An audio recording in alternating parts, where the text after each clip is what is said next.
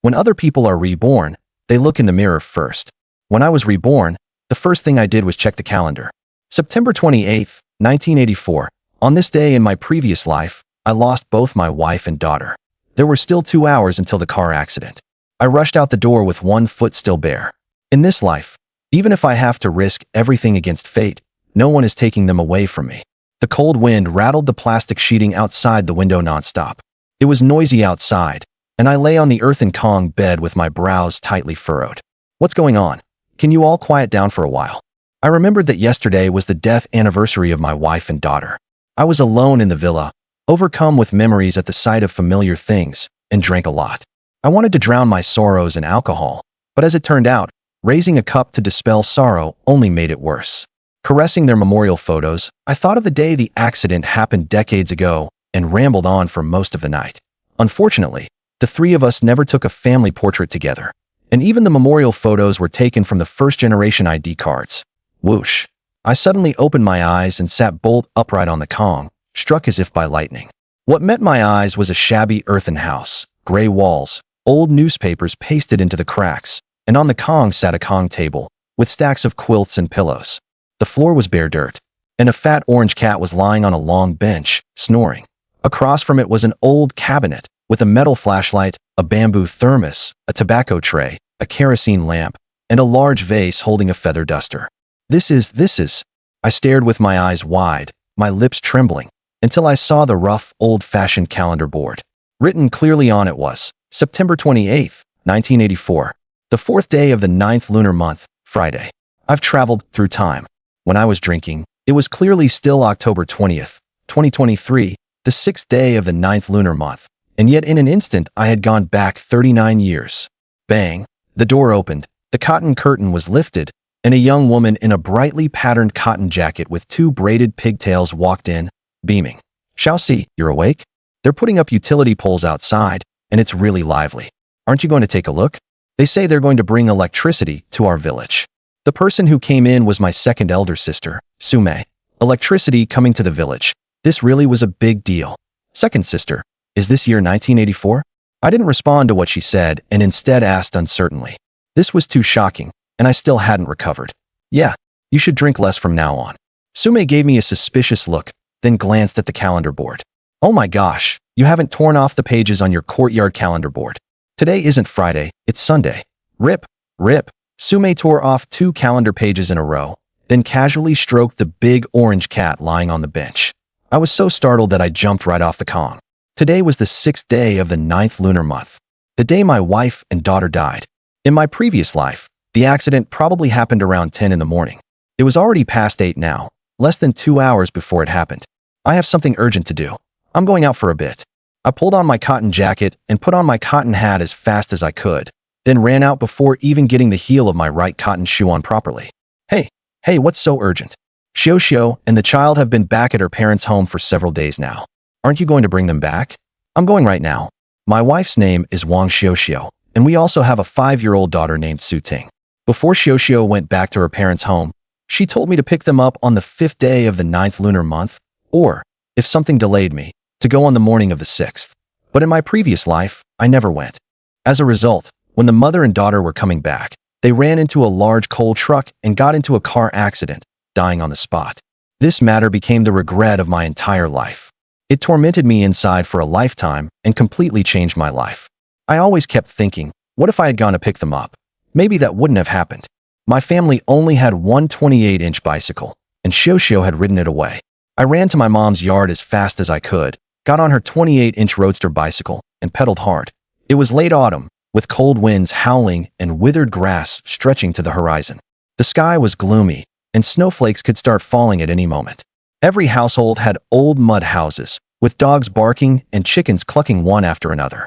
As I was about to leave the village, I was riding so fast I nearly hit someone, scaring him into quickly dodging to the roadside, with half his body sinking into a pile of corn stalks. Hey, Su Dahai, are you fucking trying to kill me? On such a wide road, you just had to ride right at me? The man was called Su Yucheng, in his 20s, tall, with a fierce look, dressed in rags. We didn't get along and had fought quite a bit over the past few years, so I didn't give him a nice face either. And while pedaling, I tossed out a line. Didn't I not hit you? Quit your bitching and get the hell out of the way. The wheels spun fast, and even after I had ridden far away, he was still cursing and stomping in place. At the fork in the road, I turned right, and after crossing a long, gentle slope, I went even faster.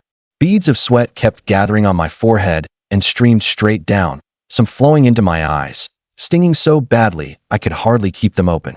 Huff, huff. My chest heaved violently like a bellows, my whole body drenched in sweat, my legs sore and numb. I was pedaling with all I had, driven by sheer will. Besides the physical exhaustion, there was also the torment in my heart. I didn't have a watch, so I had no idea of the exact time. Even worse, I was afraid of taking the wrong road. My home was in Dahai Township, and my wife's family was in Longshan Township, the two places dozens of li apart, with several villages in between and many forks in the road. In my previous life, I had only gone there a few times, and after several more decades, my memory had become even blurrier. I remembered Longshan Township was to the southwest, and that I had to pass Lianggo village, go along the south side of Yanlatsi village without entering it. There was a bridge in Sanha village that I had to cross. Although my body was only in its 20s, my soul was already many decades old. After weathering life for decades, I had long known that no matter what happened, I absolutely must not panic. Whenever I reached another village, I would stop quickly to ask for directions. Although it wasted more than a minute each time, it ensured I was on the right path. Pressed for time, though I was exhausted half to death, I still rushed to Sandal Yangzi as fast as I could. In my previous life, this was where my wife and daughter had died in the car accident. Fortunately, when I arrived, there was no accident here, and I let out a slight breath of relief. But when I looked at the two forks ahead, I soon frowned deeply.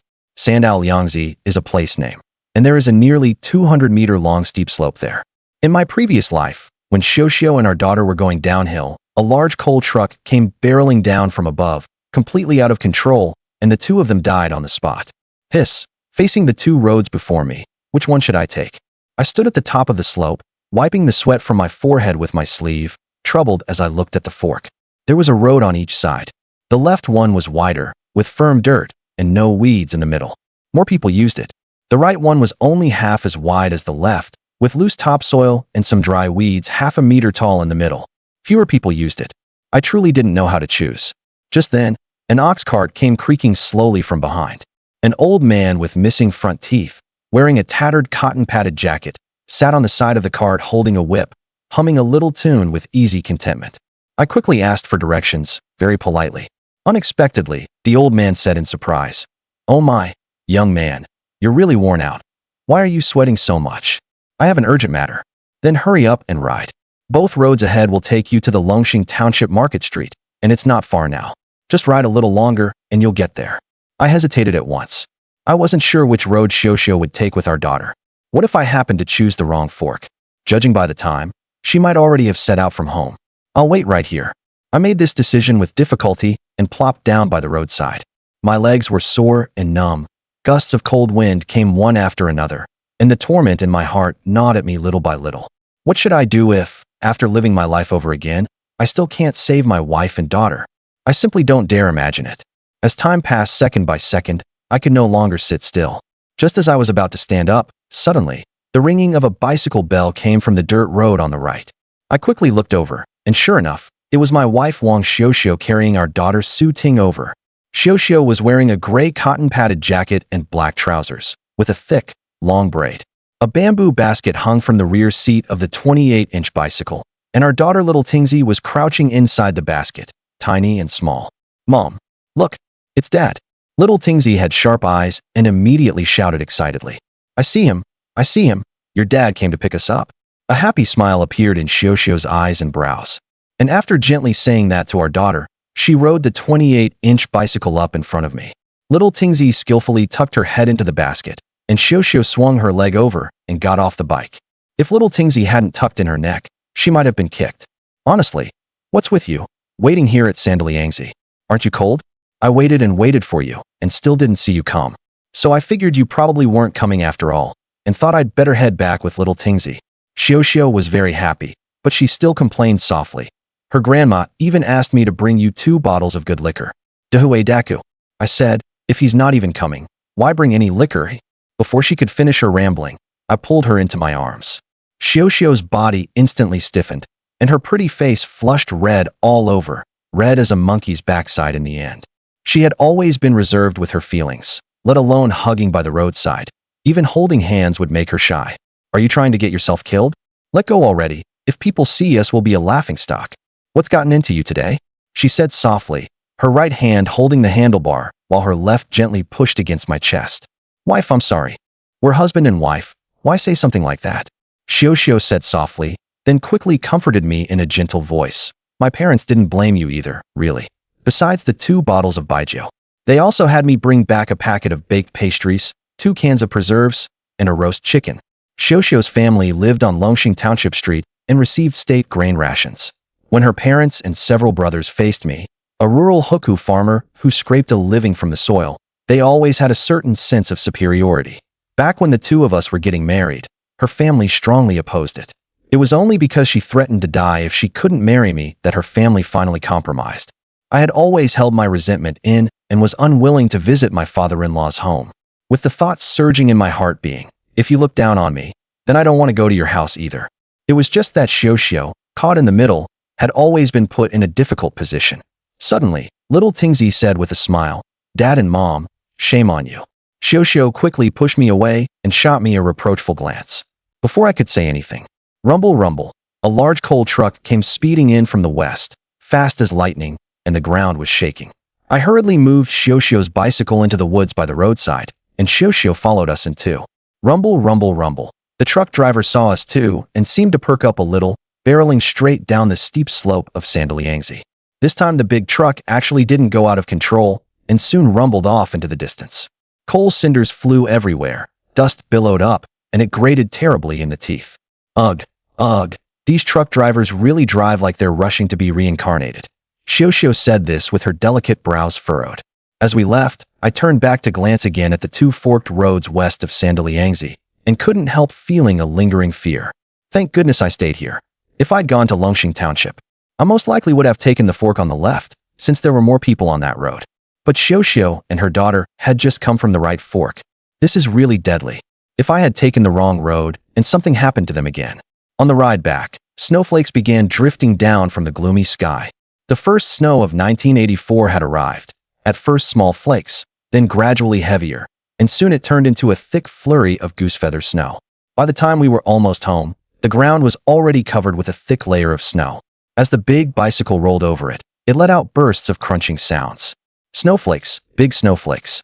Little Tingzi squatted in the big bamboo basket, excitedly stretching out her little hands to catch the snowflakes.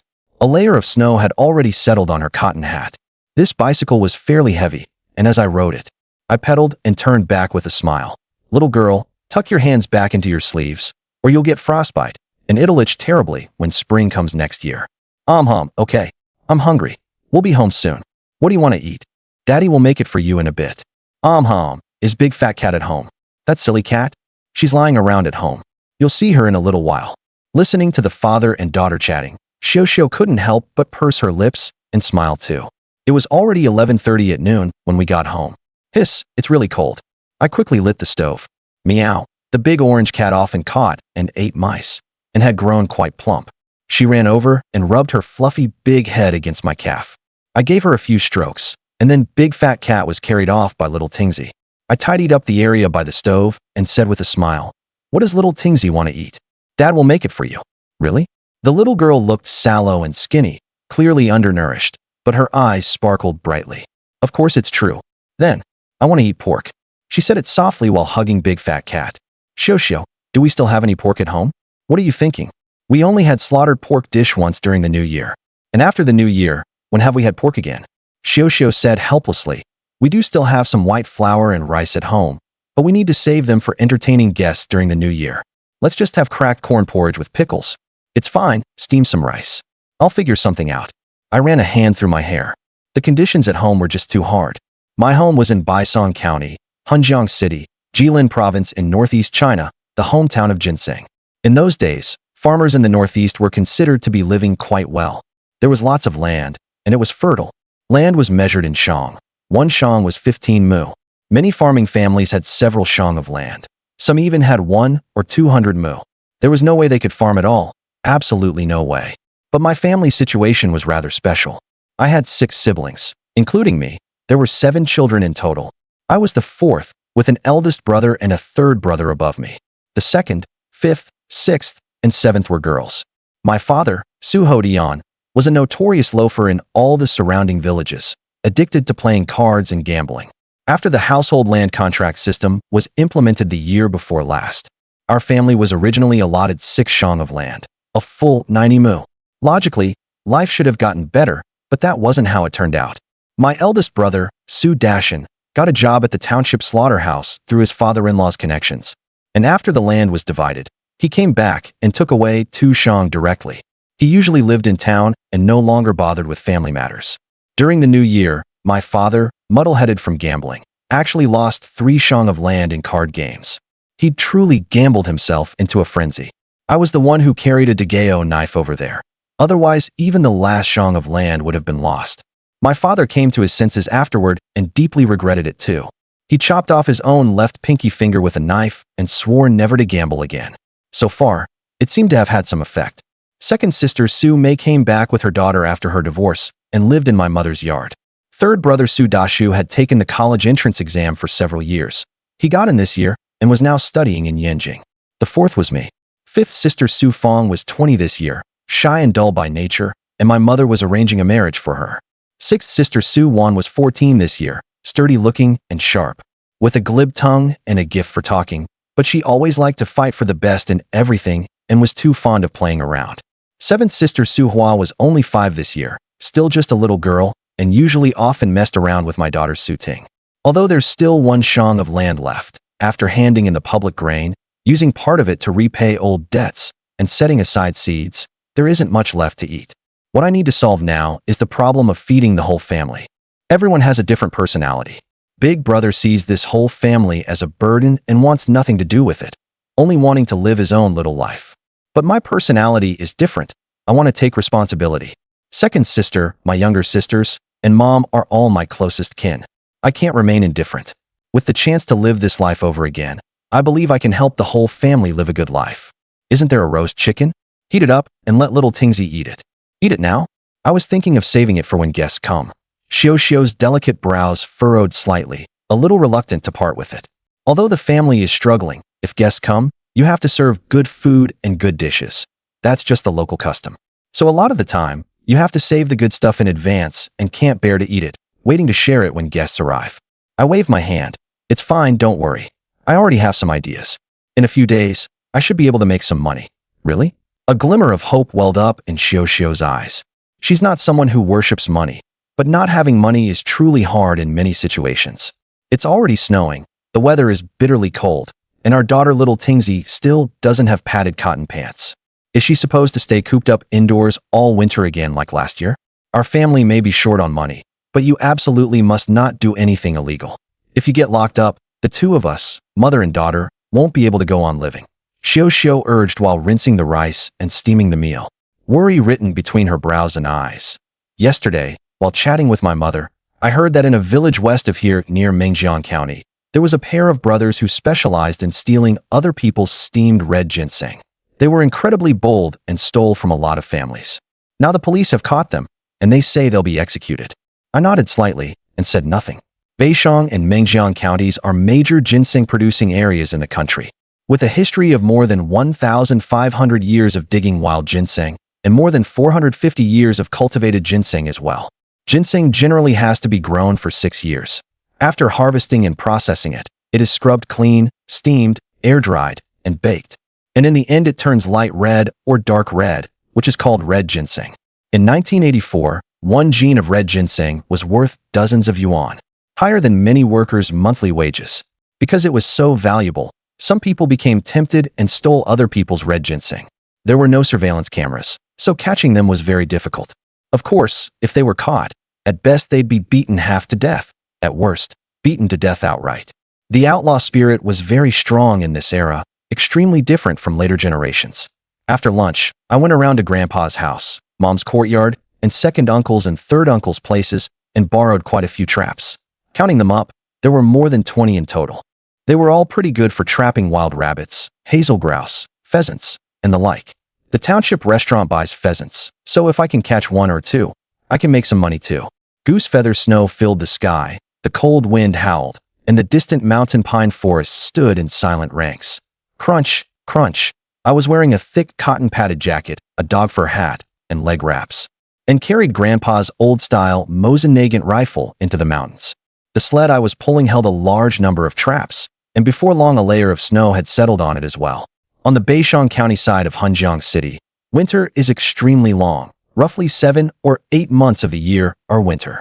Summer is very short, only about half a month, and the rest is spring and autumn. Carrying a hunting rifle and pulling a sled through the vast snowy wilderness of forest and plain, I was filled with emotion for a moment. In the face of broad nature, people really are like ants. Hiss, the scenery is truly beautiful. Stepping through the thick snow, I kept finding spots to bury traps from time to time. After snowfall, food for animals in the mountains and forests decreases, making it the perfect season for hunting. Unlike later times, in 1984 the government encouraged villagers to hunt. Wild boars, black bears, and the like often come down from the mountains to ruin crops.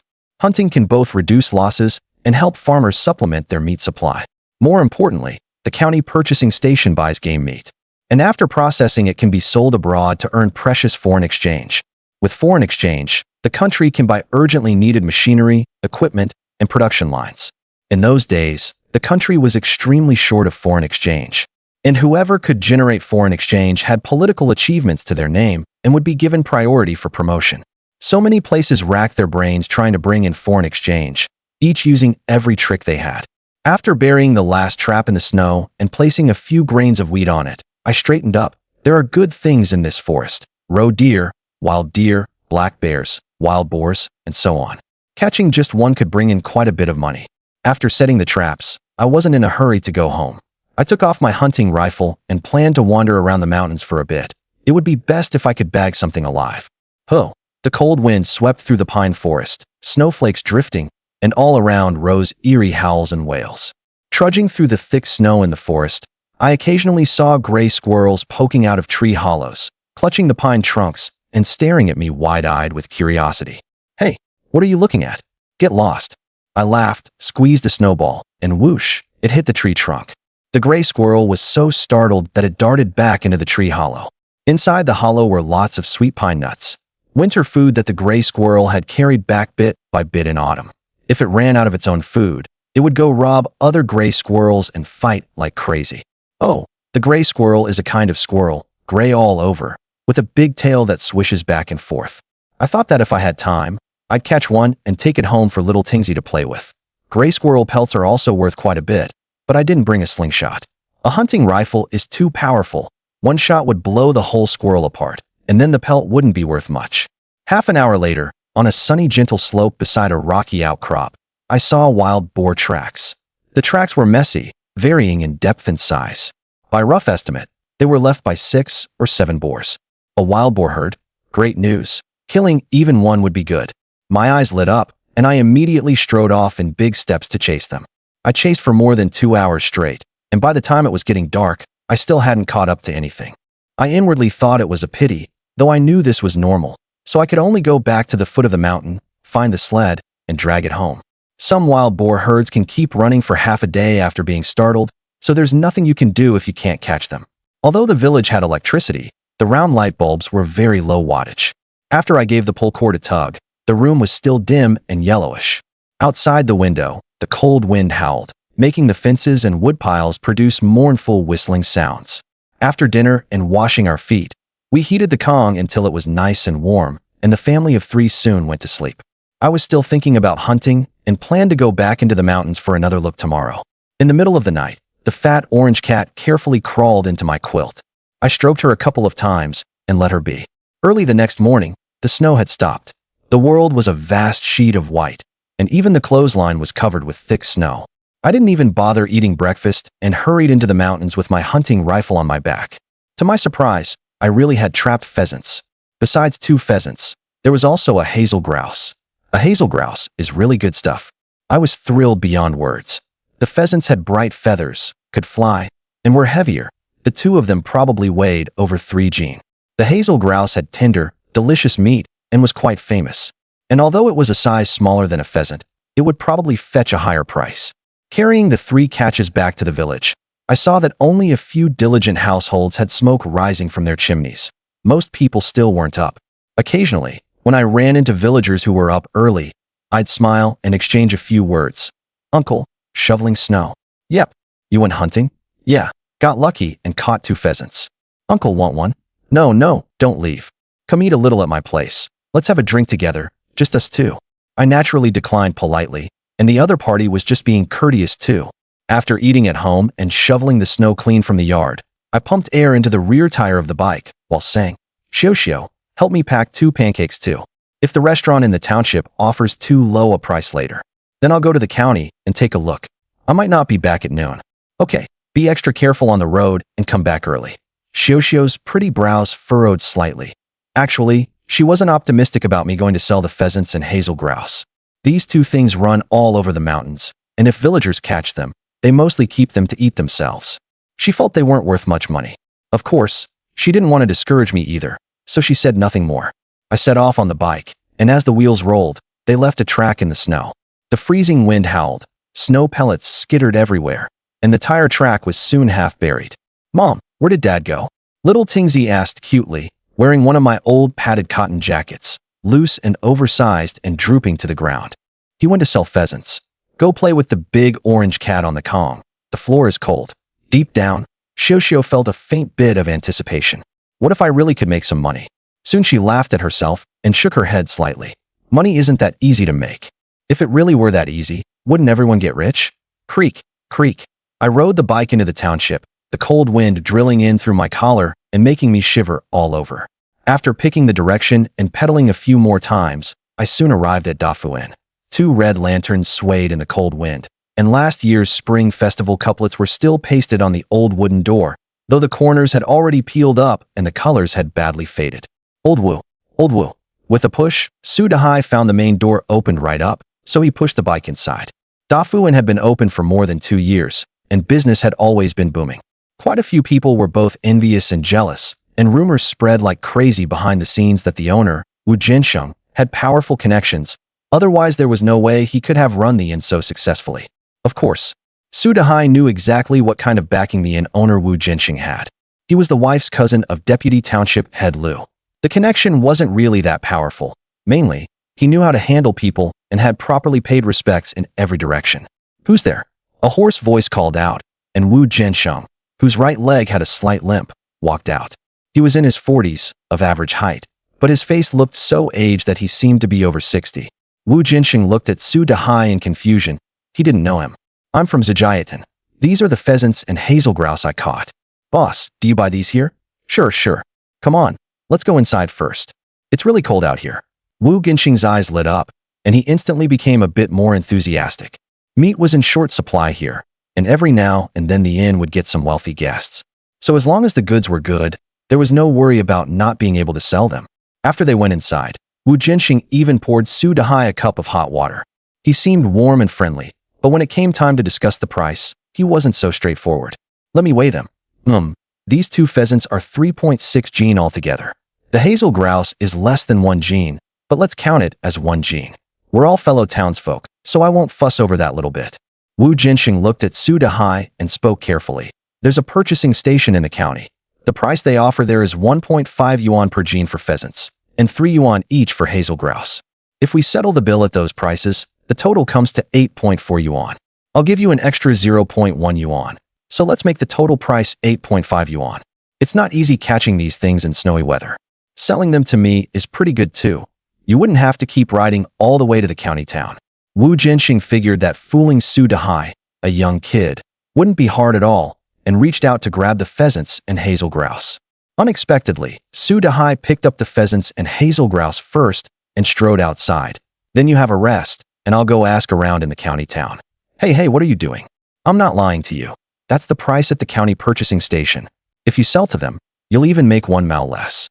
Ginseng was a bit stunned and hurriedly chased after him with his lame leg. Who said I was going to sell to the purchasing station? There are so many private little restaurants, government canteens, goose houses, and state-run restaurants in the county town. I'll go take a look around first. Dahai said with a smile. Old Wu, you're really not honest. I was originally thinking that if I caught any game in the future, I'd sell it all to you. Now it looks like forget it. By then. Hey, don't go, don't go. Let's talk some more, talk some more. Wu Jinxing instantly realized that Su Dahai was not easy to fool and quickly grabbed the rear seat of the bicycle. If someone could supply game multiple times, that would be quite rare.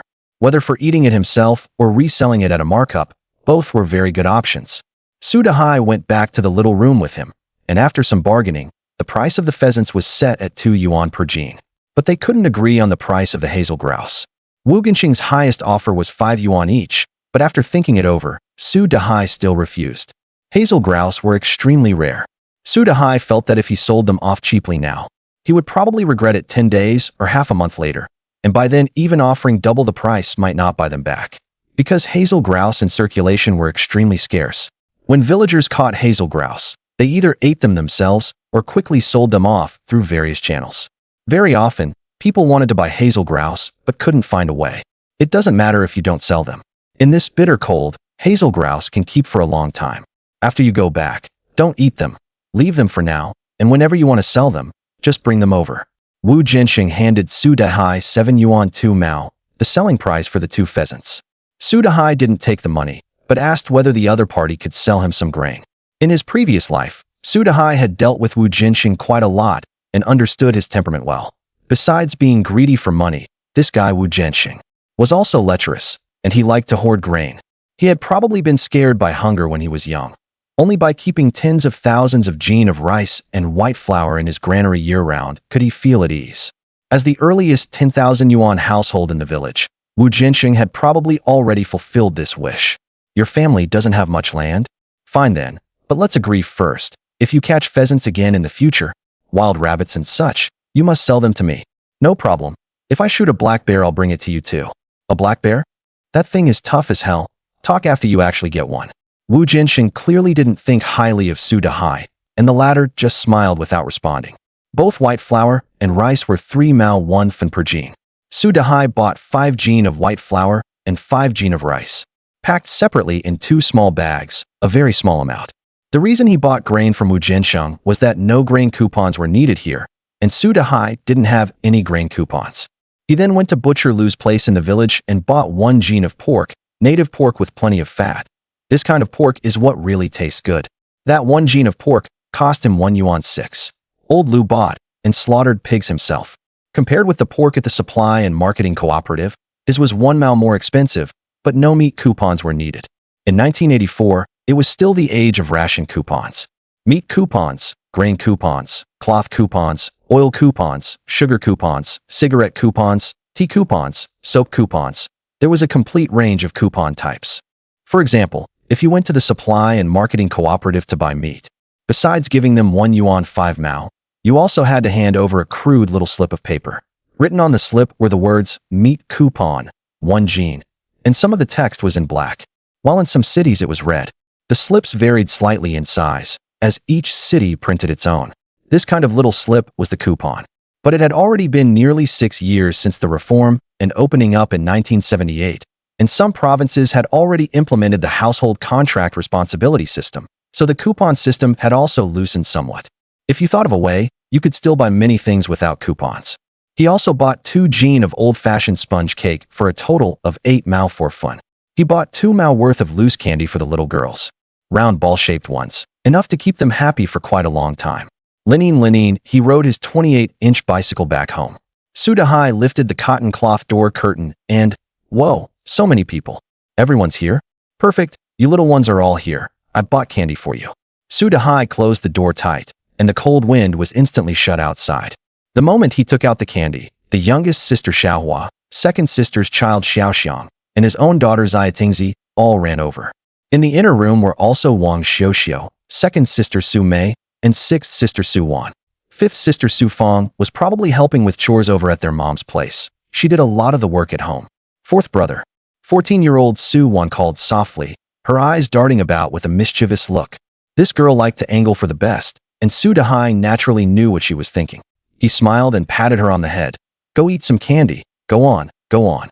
Hey, fourth brother, you're so nice. Outside, the cold wind howled, and big snowflakes began to fall from the sky again.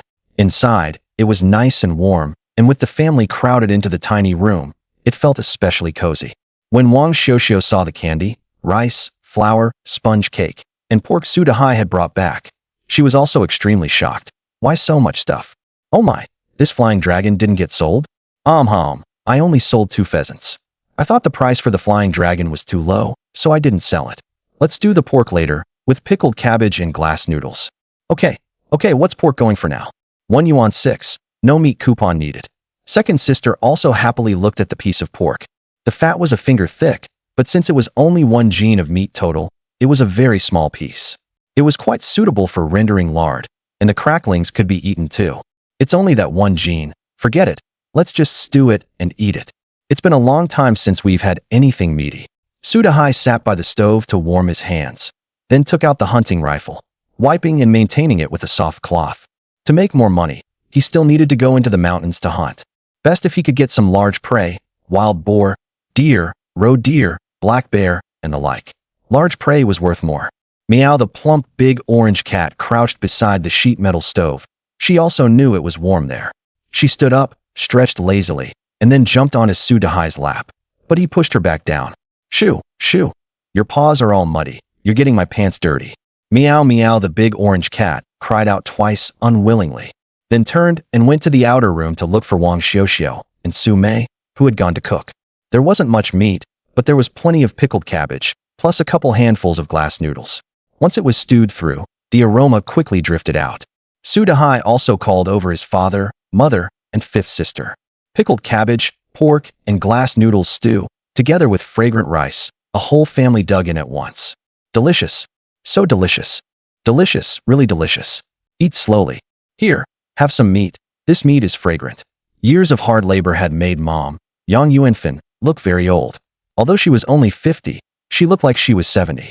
She placed a few small slices of meat into the bowls of the 3 little girls, then secretly turned her head and wiped away her tears. Su Dahai counted them. There were 10 people in the room altogether. That really was quite a lot. Old Dad, Su Hodian, sat on the Kong wrapped in a tattered cotton-padded jacket. He didn't care about any of this. He had always been someone who cared about his own enjoyment, and he picked up the meat slices from the dish and stuffed them into his mouth. The taste is all right, but the meat slices were cut too small. It's not satisfying to eat. Smacking his lips, Old Dad Su Hotian said fussily, "How can you have such good food without any liquor? Kids, Mom, hand me the liquor bottle from the counter. That's enough from you." Mom jabbed Dad with her elbow, speaking softly as she raised her brows and glanced at Wang Xiuxiu. The meaning was obvious. Don't go too far in front of your daughter-in-law. Old Dad immediately got the hint and shut his mouth. The atmosphere instantly turned a bit cold, and at that moment Su Dahai said with a smile, "Second sister, hand me the liquor bottle and bring 2 bowls too. I'll have a drink with Dad." Huh. Oh, there were too many people, and there was simply no room left on the Kong, so second sister hadn't taken off her shoes to get up on it. Taking the liquor bottle and the porcelain bowl, Su Dahai poured the liquor and clinked bowls with Dad. Tastes great. Feeling like he'd saved face, Old Dad's mood instantly lifted, and he started rambling about what good liquors he had drunk in his early years, mixed in with some advice to Su Dahai on how to conduct himself and handle things. Some of that advice had a bit of sense to it. Some of it was complete nonsense. But Su Dahai didn't argue with him, just smiled and agreed with everything. Old Dad became even more talkative, and in the end he started criticizing eldest brother again. "Your eldest brother really is no good, an ungrateful wretch. I've seen right through him. A few days ago, I went to his place to see Xiaohao, and it was already mealtime. I figured, with him being so rich, he ought to at least put out some good liquor and good food. But no, who would have thought I'd waited out until 1 p.m., and they still wouldn't cook? In the end, he even said to me, 'Dad, the weather isn't so good today. Looks like it's going to snow. If there's nothing else, you should head back early.'" Old Dad was so angry his nostrils flared as he breathed heavily. He lifted his bowl of liquor and took another big gulp, then slammed it down with a smack so hard that a little liquor spilled out. "From now on, if I ever go to eldest's house again, I'm a dog. Dad, don't bring up those upsetting things anymore. Good liquor and good food, and snow falling outside. After eating, taking a nap would be wonderful." Su Dahai smiled and poured some more liquor. He knew that Dad would definitely go to eldest brother's house again in the future. He was very fond of eldest brother's son Xiaohao. After all, he was his own grandson. So Old Dad is definitely going to end up being that dog. Old Dad loafed around all day and even lost 3 hectares of land gambling, to the point that the family was nearly unable to afford food. To say that Su Dahai didn't blame Old Dad would be false. But having lived a second life, Su Dahai had come to terms with many things and reconciled with himself, too. He didn't want the misfortune of his family of origin to become his own misfortune. In his previous life, old dad had been very good to his grandsons and granddaughters, so they all liked him very much. Every summer vacation, they would go to their grandparents' house to play, and the children would occasionally tattle to the old couple about Su Dahai and his siblings. At those times, old dad would call them one by one, telling them to treat the children better, to be more patient with them, and so on. I guess that's the special affection between grandparents and grandchildren. Although he wasn't a good father, he could be considered a good grandfather. In his previous life, his father passed away when Su Dahai was 50 years old, a hunched, gaunt, skinny little old man. He weighed only a bit over 80 jin in total. When Su Dahai carried him out of the house, he felt impossibly light. The meal overall had been fairly warm and harmonious. After the table was cleared, his father smoked a pipe of sun-cured tobacco and then left, while his mother stayed to help wash the pots, bowls, and utensils before leaving. Su Dahai leaned against the Kong cabinet and dozed for a while. And when he woke up again, it was already 2 p.m. He was still covered with the dark green military overcoat. Little Tingzi was beside him teasing the plump big orange cat, giggling so hard she was toppling over. Wang Xiuxiu had gotten a whole big dustpan of dried corn, golden yellow, and was shelling the corn with a corn cob. Rustle, rustle, the kernels that came off dropped into the dustpan, making bursts of sound. Awake? There's nothing much to do anyway, so you might as well sleep a bit more, Wang Xiuxiu said with a smile. She was a very content woman and felt that an ordinary, peaceful life was quite good too. I'm not sleeping anymore. The snow stopped, right? It stopped a while ago. I'll go shovel the snow in the yard, then head into the mountains later to take a look. Maybe the traps caught another rabbit, pheasant, or something. It's almost getting dark, and you're still going into the mountains? It's fine. I'll just stroll around and be back soon. Oh right, I still have $1.46 left in my pocket, the change from buying things. Su Dahai felt around in his pocket and found the money was gone. He looked up blankly and saw Wang Xiuxiu pursing her lips in a smile. She lifted her chin slightly, gesturing toward the counter, the money sitting there. Although he only had $1.46 now, Su Dahai believed that little by little, the money would increase. Winter days were short, and it got dark early. By the time Su Dahai came back from wandering around the mountains with a hunting rifle on his back, it was already after 5 p.m. It had already gotten dark. One by one, the households in the village lit their lamps. The cold wind blew away the cooking smoke, and the whole village was filled with the faint fragrance of burning pine wood. The sounds of dogs barking, sheep bleating, and chickens, ducks, and donkeys calling out could often be heard. It was lively indeed. You're back? What are you carrying? Look, the trap caught a big wild rabbit. It's really fat, probably weighs over 3 jin. Oh my, it's so big. How much would this be worth? Wang Xiuxiu was wearing an apron and boiling dumplings. She was also very surprised when she saw a big rabbit. At 2 yuan a jin, it would cost more than 6 yuan. They pay 2 yuan a jin for pheasants, and 2 yuan for rabbits too? They can't always be paying such a high price, can they? Wang Xiuxiu always felt that pheasants, wild rabbits, and the like weren't worth much, because the cost of catching these things was very low. And besides, they weren't as tasty as pork, so the villagers all preferred eating pork. Pork was only 1.5 to 1.6 yuan a jin. How could pheasants, wild rabbits, and the like be more expensive than pork? Deep down, Wang Xiuxiu found it unbelievable. Su Dahai said with a smile, "We like eating pork, but in the eyes of some people who often eat out, this stuff is more appealing than pork. Some people are tired of eating pork already. Tired of pork? Are there really people like that?" In the blink of an eye, 3 days passed.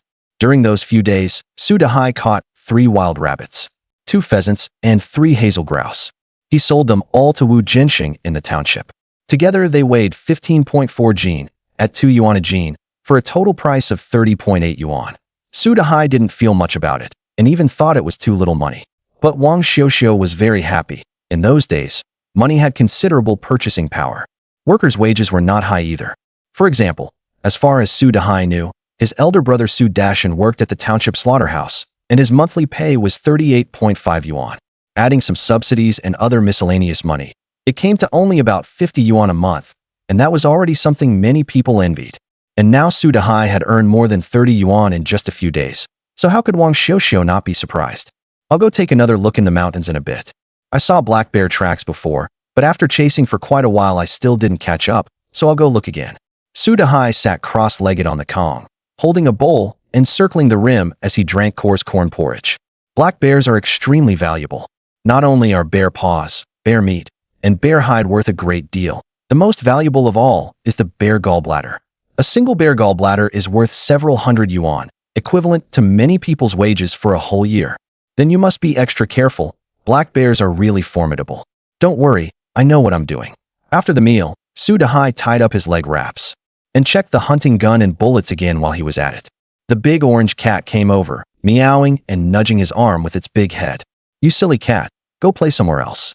After petting the cat a couple of times, he pulled a dogskin hat onto his head, hoisted the hunting gun, and set off. It was very cold in the forest. At first there were still some messy footprints belonging to villagers, but the farther in he went, the fewer footprints there were. After crossing a ridge and taking the left path at a fork, he completely stopped seeing anyone else's footprints.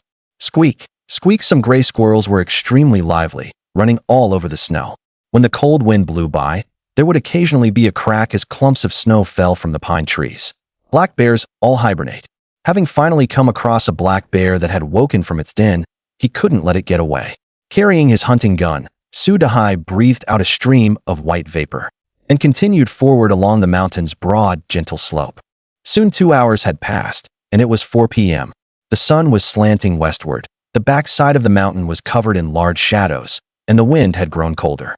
Dahai looked at the snowy forest stretching out before him, but could only turn back helplessly. Chasing a black bear, it's perfectly normal not to catch up, and there's no use being anxious. Just take it easy. Forget it, it's getting dark, I should head back. Beishang County not only lies at a high latitude, but large parts of the county are not in the East 8 time zone, but in the East 9 time zone. Yanjing is in the East 8 time zone. Xi'an is in the East 7 time zone. Although Huaxia uniformly uses East 8 time, at the same moment the brightness of the sun can be very different. In winter, 4 p.m. in Beishang County has about the same sunlight as 5 p.m. in Yanjing and 6 p.m. in Xi'an. If you go farther west, the time difference is even greater. And it wouldn't be strange at all for it to be full night in Beishang County, while over there the sun is still shining brightly.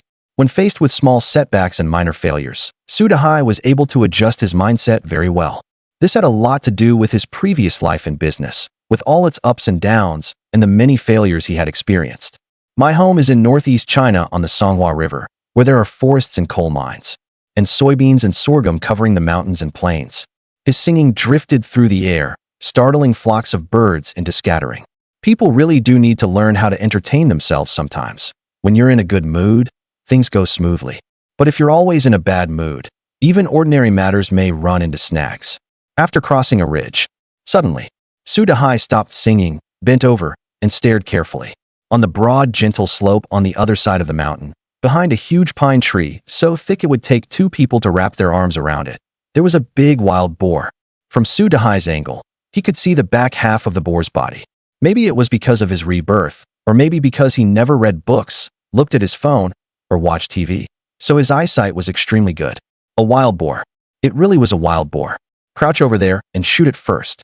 Dahai observed for a while and decided to circle around to the south. He was very excited, but also afraid that moving too fast would startle the wild boar, while moving too slowly might let it get away. With unease in his heart the whole way, he finally crossed the valley bottom and arrived on the opposite side. Upward angle, about 70 meters from the big wild boar. The light was getting dimmer and dimmer. The big male wild boar would raise its head from time to time and look around, extremely alert. So Dahai decided not to get any closer. His left arm served as a gun rest. His right hand held the gun. He aimed, adjusted his breathing, and finally pulled the trigger. Bang! A bullet flew straight out of the muzzle, tearing through the air and shooting directly into the big wild boar's right hind leg. Blood splattered everywhere, and the pain made the boar immediately let out a loud scream. Huff! It twisted its head around, its eyes full of ferocity, as if it wanted nothing more than to stab Dahai to death with its tusks.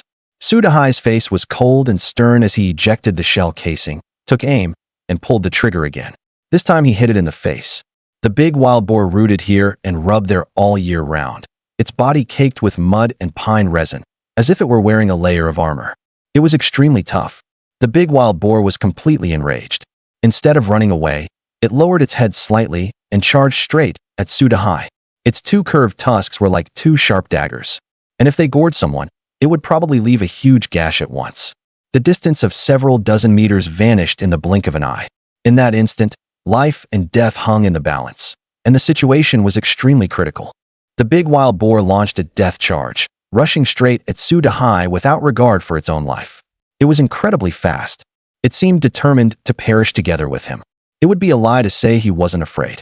Beads of sweat broke out on Dahai's forehead, but he understood even better that at a moment like this he absolutely could not panic. The more he panicked, the faster he would die. Bang, forcing himself to calm down. After firing the third shot, he didn't even dare check where it had hit and turned to run up the mountain. As he ran, he worked the bolt, ejected the casing, and prepared to fire the fourth shot. Where? The third shot hit the big wild boar in the right eye socket. Bone shattered, and blood flowed into its eye, obstructing its vision and making it lose its balance, sending it rolling straight into the valley. Where? Clang clang. Dahai fired another shot, then hurried after it. After the big wild boar had rolled more than 100 meters, it slammed into a big pine tree, and in the end was stopped by a rocky outcrop half the height of a person. It had only been holding on by sheer grit just now. Now that that last breath had given out, the pain in its hind leg became apparent. The big wild boar struggled desperately, but it could no longer stand up. A Mosin-Nagant rifle has a magazine capacity of 5 rounds, and Dahai had already fired 4 of them just now. The dark muzzle was aimed at the boar's head, and he pulled the trigger directly. Bang, one shot. Soul taken. The big wild boar jerked and collapsed onto the snow, completely motionless, while streams of pig blood stained the thick snow red. Just to be safe, Dahai pulled a gleaming yellow bullet from the pocket of his cotton jacket, loaded the rifle, and fired another shot into the boar's head. Dahai let out a long, heavy breath, dropped onto the snow with a thud, and started laughing.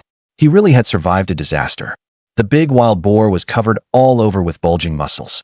If he had hit him squarely just now, it probably could have broken bones. And since he was standing on the mountainside, if he got hit, he would definitely roll down the slope. And with all the bumps and knocks, he really might have died here today. People, sometimes, are very fragile. Villagers who go into the mountains to gather firewood and run into wild boars often end up seriously injured after being rammed, with life hanging by a thread. Finally killed you, you bastard. You're really huge. You should sell for quite a bit of money. Dahai kicked the boar's corpse, still feeling extremely happy inside.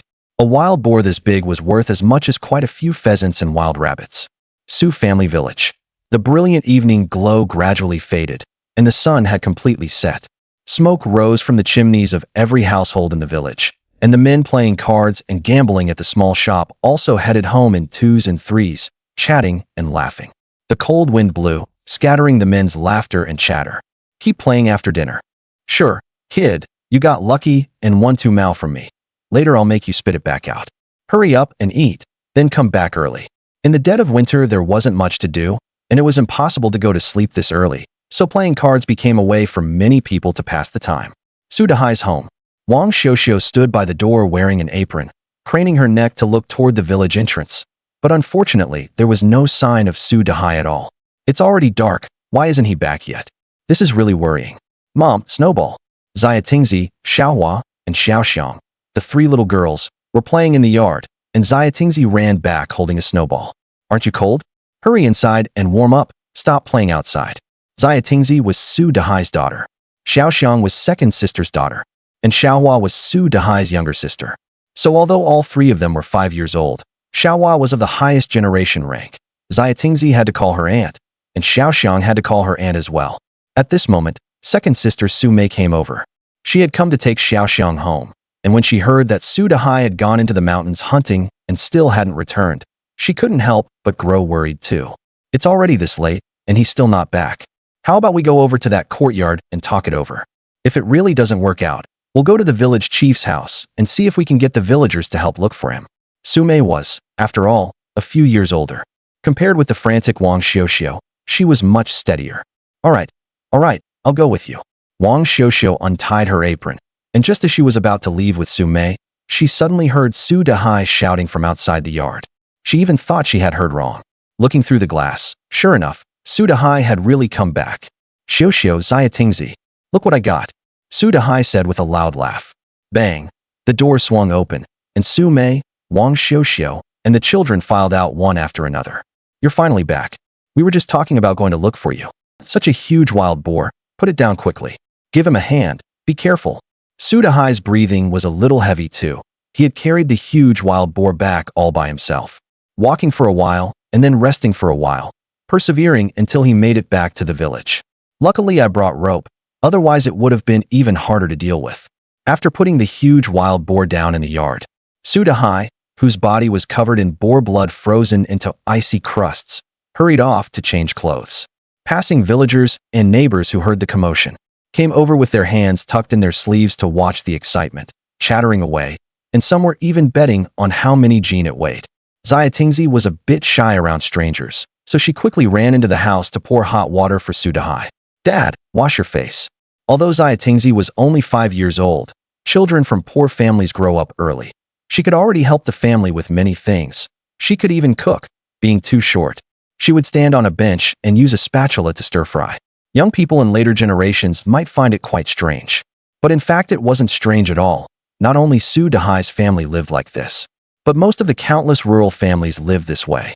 If there were many children, then the eldest at home also had to be responsible for looking after the younger ones. Sigh. Su Dahai patted the little girl's head. Looking at his sensible daughter made him feel extremely happy. "Didn't you want to eat pork? Once we sell the wild boar, we'll buy some pork to eat. We'll eat big chunks of it." Hom. Shouting nodded adorably, then asked curiously, "Why do we have to sell the wild boar? Can't we just eat it ourselves?" Haha, wild boar meat doesn't taste good.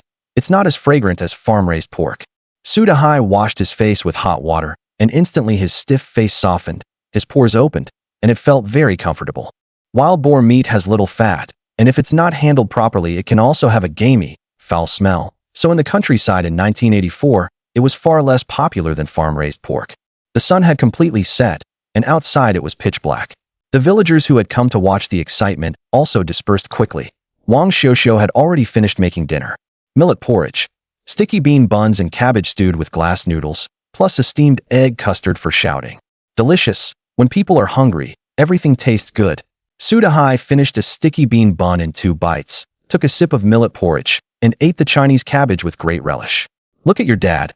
How deliciously he's eating," Wang Xiuxiu said to Shouting with a smile. Shouting's big eyes curved into crescents as she quietly tore off a piece of skin from the sticky bean bun and fed it to the big orange cat. Meow. The big orange cat wasn't picky about food at all, and when starving, it could even gnaw on raw Chinese cabbage. So the reason it was so fat wasn't entirely because it ate mice. "In a bit, I'll haul the wild boar to the township. Better to exchange it for money sooner and save myself the worry," Su Dahai said. After finishing dinner, Su Dahai let out a full burp, put on his new cotton-padded jacket and cotton shoes, and headed outside. Wang Xiuxiu didn't let Shouting come out. It was too cold, while she followed Su Dahai into the yard. The moonlight was bright tonight, the clouds were thin, and visibility was high. Wang Xiuxiu held the flying pigeon bicycle, while Su Dahai tied a wooden plank onto the rear seat, then tied the big wild boar onto the plank. "All right, Xiuxiu, you go back inside too. It's too cold outside, and I'll be back very soon. Be extra careful on the road." Watching Su Dahai ride away on the flying pigeon bicycle with a clattering sound, Wang Xiuxiu finally locked the picket gate, then looked anxiously toward the village entrance for a while, before going back inside. The dirt road was covered with thick snow, reflecting the moonlight. As Su Dahai rode his flying pigeon bicycle past the village shop, he could clearly hear the sound of card games and chatting laughter from inside. He hurried all the way and reached the township in less than an hour. There was a light at the entrance of the township primary school, dim and yellow, and a light blue Polonez car was parked there. With several people in military coats talking, the lit cigarettes in their hands glowing faintly. As he passed by, Su Dahai couldn't help but take a few extra glances at the Polonez. Because the popular cars now were all 3-box sedans with both front and rear ends, while the Polonez was a 2-box hatchback, basically without a trunk, and its unconventional design was very eye-catching. This kind of car was produced in Warsaw, Poland. It counted as a product from the same block, and for a long period of time, this kind of car could be seen in many northern cities of China. Many people even used this kind of car as taxis. It was practically a memory shared by a whole generation. But after the 21st century began, this type of car gradually faded from people's view. "Hey kid, is this wild boar what you bagged? Where'd you get it?" As Su Dahai was passing by, a tall man beside the car suddenly spoke. Su Dahai thought the other party might buy the wild boar, and if they were an easy mark, that would be even better. So he stopped his bicycle and said, "Yeah, Got it in the mountains near our village. You want it? I'll sell it to you cheap. No thanks. Su Dahai pushed down on the pedal and left directly. The wind carried over the voices of the men talking. If you don't want it, why ask him? Haha, just asking casually. A wild boar this big is quite rare, after all. It reminded me again of last year at that farm in Beidawang, when I used a sniper rifle to shoot wild boars. TSK. Wonder if I'll still have a chance to go again this year. Su Dahai felt that the other party might be from the military district, so he put more strength into his pedaling and soon arrived at Defying. Unexpectedly, it was quite lively here too. 2 ox carts were parked at the entrance, and several men whose accents clearly marked them as being from Guanyi were also discussing something. After seeing Su Dahai, the several men from Guanyi looked at him warily, then crowded together with a few local villagers and walked into the yard. The ox carts were loaded with goods. There was also someone sitting at the front of the wooden flatbed cart watching the cargo, and Su Dahai thought one of the villagers looked familiar. Jigang, is that you? Who's calling me? Oh wow, Su Dahai? A sharp-headed, thin, tall young man in a worn old army coat immediately jumped down from the wooden flatbed cart and happily walked over. It really is you, Su Dahai. We haven't seen each other for years. Oh, this is the big wild boar you got? Yeah. What are you guys doing here? The young man's name was Zhao Jigang, Su Dahai's elementary school classmate. The two had shared a desk for 5 years and were very close. When they were in elementary school, it was still a 5-year system. It seemed that in 1979 the 5-year elementary school system was changed back to a 6-year one. But Su Dahai had already stopped going to school, so he didn't pay attention to such things. Back when he was in school, Zhao Jigang was very mischievous too. As soon as new books were handed out, he dared to tear them up and fold piaggi, when his classmates piaggi, and in the end get a harsh beating from the teacher, have his parents called in, and so on. Zhao Jigang was extremely good at playing piaggi. He could flip over someone else's big piaggi with just a small piaggi. Once he flipped over someone else's piaggi, it became his. In many provinces, piaggi is also called pia, bread, foreign card, bao, four-corner, tofu dry, and so on. Almost only boy students played with this sort of thing, a kind of card game. This year Su Dahai was already 25 years old, and Zhao Jigang was his classmate. Time flies. The fun stories from elementary school were all things from more than 10 years ago. Some regular buyers from Guanyi want to buy ginseng. I'm only telling you because I treat you like a brother, so don't tell anyone else, okay? Zhao Jigang said softly. Buy ginseng? Where are they from? From Guanyi. Guanyi is huge. Give me something more specific, do you know? Su Dahai felt like he had caught on to something and quickly pressed for more. Baisong County was a hometown of ginseng. If he couldn't make some money relying on ginseng, that would be such a pity. Everything inside Shanhaiguan counts as Guanyi, so the area is far too large. Oh well, Zhao Jigang scratched his head and said uncertainly in a low voice. Seems like Huijiang province? He had never studied geography, much less been to Guanyi, so his understanding of the various provinces was extremely vague. Su Dahai looked at him in shock. Was there even such a place as Huijiang province in China? Forget it, he stopped asking him. Instead, he steadied his bicycle and ran forward in pursuit, saying directly, "Friends, are you looking to buy ginseng? If you need some, my family's ginseng can be sold to you too." His family naturally had no ginseng. He just wanted to use the opportunity to sound them out. Of course, putting that aside, if the price the other party offered was indeed high, then he could also get them ginseng, not to mention places farther away. Just in Zhejiang alone, there were no fewer than 20 households with ginseng fields. As long as the price was right, people would rush to sell. After all, growing ginseng was troublesome and mentally exhausting. The reason they grew it was to make money.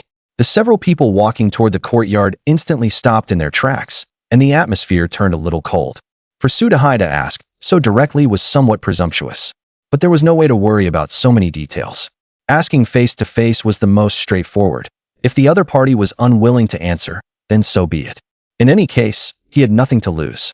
The people from inside Shanghai Pass looked at him warily, but the leader pondered slightly and said with a smile, "Come inside to talk. There are too many people outside and too many prying eyes." The leader of the other party was named Yang Han, looking a little over 30 years old. After entering the room, he first talked with the other villagers, and before long they inspected the goods, set the price, and settled the accounts. Su Dahai discovered that the price Yang Han and his group offered was between 90 yuan and 95 yuan per jin. The total amount they wanted was not much, only a little over 200 jin of red ginseng altogether. Su Dahai did not understand the current price of red ginseng, but from the expressions of those old farmers, he noticed they were suppressing their excitement. This showed that selling to these people from inside Shanghai Pass would yield much more profit than selling the ginseng to the medicinal materials company. Su Dahai's immediate thought was that he too could buy up ginseng and then resell it to these people from inside Shanghai Pass. He could happily act as a middleman. Even earning a few yuan per gene would do. 10 gene meant dozens of yuan. 100 gene meant several hundred yuan, equal to many regular workers' annual income. Dafu in Daquan Township. From their conversation, Su Dahai already knew they were from Zhejiang and had also gained a general understanding of the transaction price for red ginseng. 90 to 95 yuan per gene. Depending on the quality, the price varied slightly, but not by much. Little brother, how much red ginseng does your family have? As long as the quality is good, price is not a problem. Yang Han, the leader, walked towards Su Dahai. He only took Su Dahai for a somewhat rash, ordinary villager. In fact, he also wanted to contact some villagers in advance, preferably to ensure a more sufficient supply of red ginseng. Being unfamiliar with the place, this was also their first time coming beyond Shanghai Pass to buy red ginseng. The few villagers who had sold red ginseng earlier had been contacted with the help of the innkeeper, Wu Zhenxing. A little over 100 gene is no problem. If you want more, I can also help contact other villagers. That's really quite a lot. Yang Han glanced at several companions and turned his head to say, but we've already bought quite a bit of red ginseng now. It will take more than a week to transport all this red ginseng out, and only then can we make the transaction. Yang Han and his group could only rely on people to carry the red ginseng bit by bit. One person could carry dozens of gene at a time, traveling by train back and forth to inside Shanghai Pass, and one round trip took more than a week. Su Dahai only said that he would go home and discuss it with his parents, then left the room. Watching Su Dahai's departing back, one of the underlings said, "Boss, it seems this villager doesn't want to sell the red ginseng to us?" Yang Han shook his head indifferently, lowered his head, and continued packing the red ginseng. If he's satisfied with the profit, he'll sell. If not, it's nothing. We can still buy red ginseng from other villagers. That's true. Hurry up and pack. We still have to go to Tunghua to catch the train. They were transporting northeastern red ginseng to the south to sell, purely engaging in profiteering. And profiteering was illegal in those days, so they still maintained a certain wariness. Of course, putting that aside, reform had already been underway for several years, and large numbers of profiteers had appeared all over the country, especially in the Jiangsu-Zhejiang area. So buying low and selling high was no longer anything unusual. Hey, kid, you want to sell ginseng? How much ginseng does your family have? When Su Dahai returned to his big wild boar, the innkeeper Wu Zhenxing asked with a smile. Gusts of cold wind blew through the street, making a woo-woo sound. Bright moonlight spread over the snow, adding an extra touch of chill to the surroundings. Not that much. Su Dahai changed the subject and said, "Take a look at this big wild boar. What price can you offer? In this freezing cold, it took me a lot of effort to kill this big brute, so give me a better price. The purchasing station offers 6 mao per gene. I'll give you 7 mao per gene. How about it? Let's weigh it." Su Dahai had ginseng on his mind and didn't haggle much over the boar's price. The big wild boar weighed a total of 146 gene. At 7 mao per gene, the total came to 102 yuan and 2 mao. That was about equal to 3 months' wages for some workers. Su Dahai then bought dozens of gene of flour and rice from Wu Zhenxing and hurried home on his 28-inch bicycle. After getting home, he gave the remaining money to Wang Xiuxiu, who was also very surprised. "My goodness, that's so much money?" "Yeah, hide it well and don't let anyone steal it." "Is little Tingzi asleep?" She got sleepy and fell asleep hugging the big orange cat. Wang Xiuxiu had just boiled a pot of hot water and taken a bath, and now she was worrying about where to hide the money safely. In the end, she found an empty canning jar, hid the money inside, screwed the lid on tight, and stuffed the jar into a mouse hole behind the cabinet. Su Dahai found 2 more bags, divided out some of the rice and flour, and carried them over to his mother's yard. By the kerosene lamp, his mother was sewing shoe soles, unwilling to turn on the electric light, while his father sat wrapped in a cotton-padded jacket, reading a badly damaged copy of the Peerless Twins. His second older sister and the girls were sleeping in another room and had already gone to bed. Su Dahai set down the rice and flour. Although his mother was happy, she still kept saying, "Oh dear, there's food to eat in this yard. You don't need to bring rice and flour over. You keep it and eat it yourselves." Sitting on the Kong like an old Buddha statue, his father said, "Since little Fourth already brought it over, just keep it here. It's too much trouble to carry it over and then carry it back again. His mother instantly turned around and glared at him. Earlier, the family's remaining white flour, rice, millet, and so on had all been carried to Su Dahai's yard.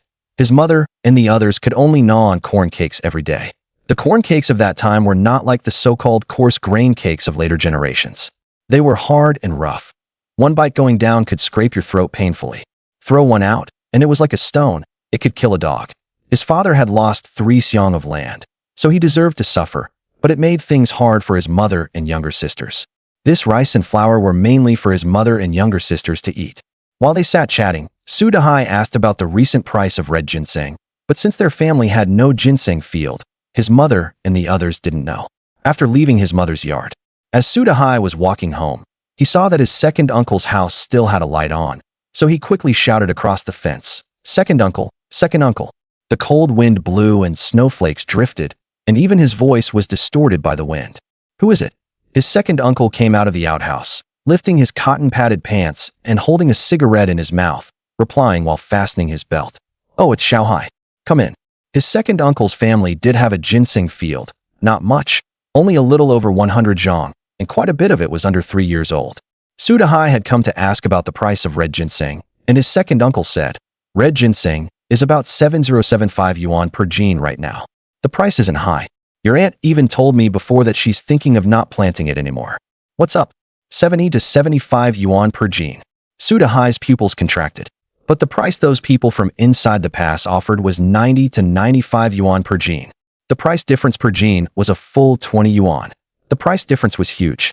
If the difference per gene was 20 yuan, then for 100 gene the difference would be 2,000 yuan. The savings of many farming households, even the whole family together, were far less than 2,000 yuan. Su Dahai's first reaction was disbelief. How could those people from inside the pass offer such a high purchase price? But then he quickly realized there could be only one reason. And that was that after those people from inside the pass transported the red ginseng to its destination, the profit per gene was far more than 20 yuan. "Xiaohai, what's wrong?" "Oh, nothing.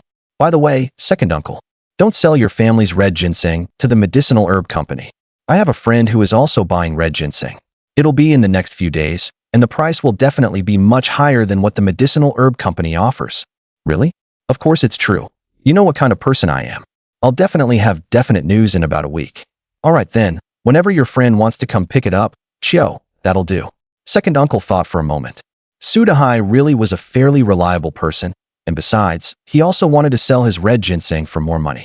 Red ginseng has to grow for 6 years before it can be dug up and processed, which means the red ginseng in 1984 was planted in 1978. 6 years is far too long, and there are far too many unexpected things that can happen.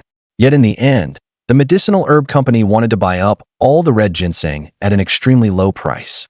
Many ginseng farmers harbored a great deal of resentment. After Su Dahai returned home, he chatted with his wife Wang Xiuxiu for a while, then soon climbed onto the Kong and went to sleep. Outside the window, the moonlight was bright, and faint dog barking drifted into the room. Woo woo woo woo woo woo, the cold wind blew past the fence wall and the woodpile, and a sound like ghosts wailing and wolves howling rang out without end. Wang Xiuxiu and little Tingzi had both fallen asleep, but Su Dahai tossed and turned, unable to sleep. Even the plump big orange cat was curled up at the head of the Kong, purring away. "Sigh, damn lice, they make the bites so unbearable." Su Dahai scratched his hair hard. There were especially many lice in this era. They sucked blood, especially in the seams of cotton-padded jackets. There were simply a frightening number of them. In later generations, lice were rarely seen. But Su Dahai understood that besides the lice, what was really bothering him was how he should make money next. Living conditions in this era were just too poor. Before transmigrating, he would miss it and yearn for it, but only after actually transmigrating did he realize just how hard it would be to endure. Even eating plain rice was this difficult. Before transmigrating, even the dogs Su Dahai raised ate 1,000 times better than he did now. Forget it, no more thinking about it. Life has to be lived one step at a time, steadily and down to earth, moving slowly forward. There's no point in thinking too much. As long as life keeps getting better and better, that's enough.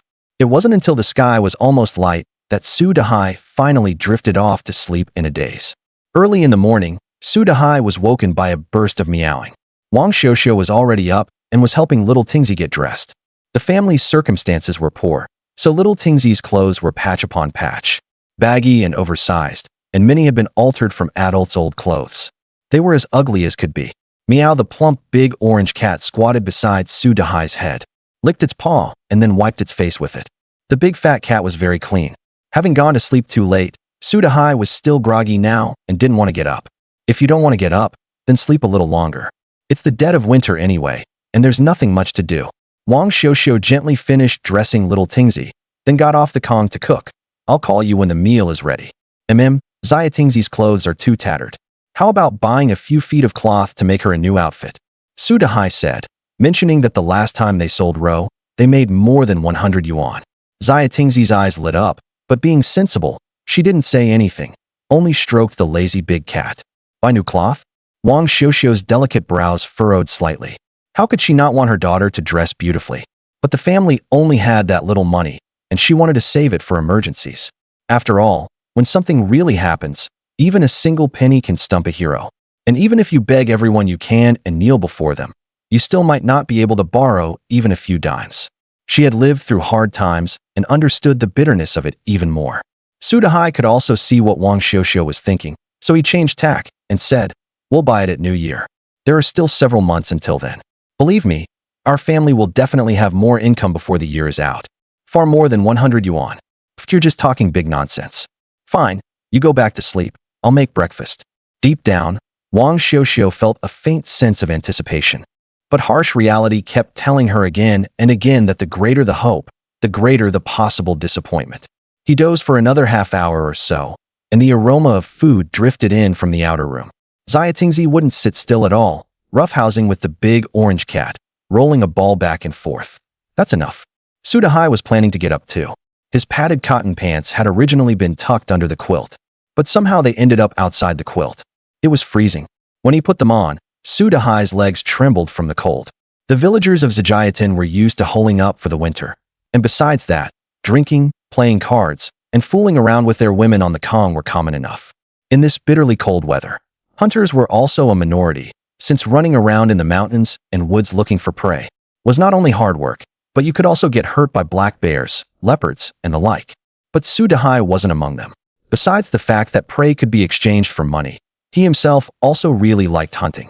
Pulling the trigger and firing a bullet, ending the lives of one powerful wild beast after another with his own hands, was in itself thrilling and exhilarating to him.